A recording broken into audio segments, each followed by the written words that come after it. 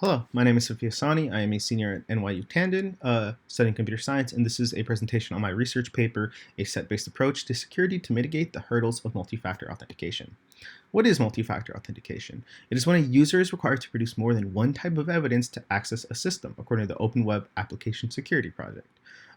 There's other type of evidence, maybe a one-time password sent to them through a software application on their phone or through text message, a physical hardware key needed to access that system, or even biometric data needed to access that system. There are several issues with MFA, mostly centering around accessibility and adoption. Physical accessibility and physical accessibility are a huge barrier for users to adopt MFA.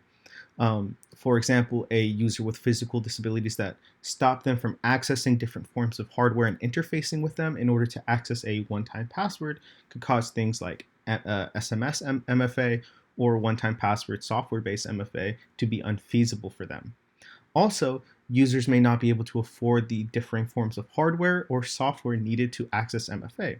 For example, if a user uses a public library computer to access their e-commerce website account, they may need to input a phone number in order to send a security-related text to that phone number. This assumes that the user is able to afford a phone, able to afford a cell phone plan, and also lives in an area that has good cellular reception, which may not always be the case. Also, different MFA methods have different security benefits and detriments. For example, SMS one-time passwords, while very accessible, very easy, or relatively easy to adopt and implement, have a lot of security flaws, while biometric methods of MFA are very secure. However, they could be costly to implement and slow to adopt. Users are also slow to adopt MFA methods due to their lack of agency. They are oftentimes frustrated with the fact that they need to use a specific app or service in order to log into a completely unrelated system.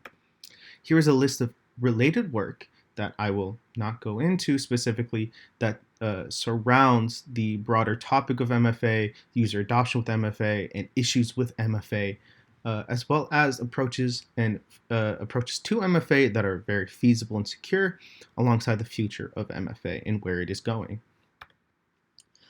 So, how do we solve the issues with multi-factor authentication?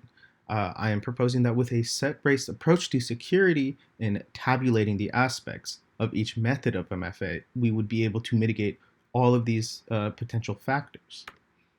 A set-based approach would focus on tabulating the viability and effectiveness of several forms of MFA based on OWASP's evaluations. They discussed several different forms of MFA and their pros and cons, and using the attributes that are most commonly discussed, I managed to create a empirical way to measure different forms of MFA. However, this tabulation will be different for each specific system. For example, a cryptocurrency wallet system may have much differing security needs than, say, a social media profile.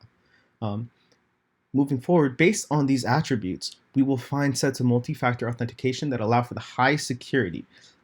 Emphasis on the phrase sets, as we will have several sets of choices for the user to pick. Here's a sample analysis for a medium-sized software company and their employees to access their software company systems. So here we have the solutions on the left side, different forms of MFA in order to access that software company systems, as well as the different attributes rated to each of those systems. 5 is the most ideal score, and 1 is the least ideal score. As you can see, a simple password-based system may be the most ideal solution to this. However, it can also be the most vulnerable. However, looking at something like biometrics, it is also seemingly very ideal. However, it's very hard to implement on the user end. Comparing these different methods of MFA, we're able to produce several sets of MFA that are all secure and all have good scores once combined.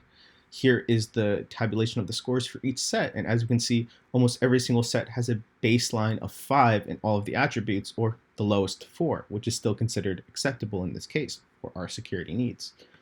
In conclusion, this will promote user agency in choosing different forms of MFA and still securing system access. However, this won't work for every system. Different systems have different needs, so not all systems will benefit from this approach. Also, certain systems with high levels of security will only produce 1 or 2 ideal sets, which still limits agency and can reinforce barriers that are described previously. However, for a case similar to this, it could provide an ideal MFA set-based solution. Thank you for listening.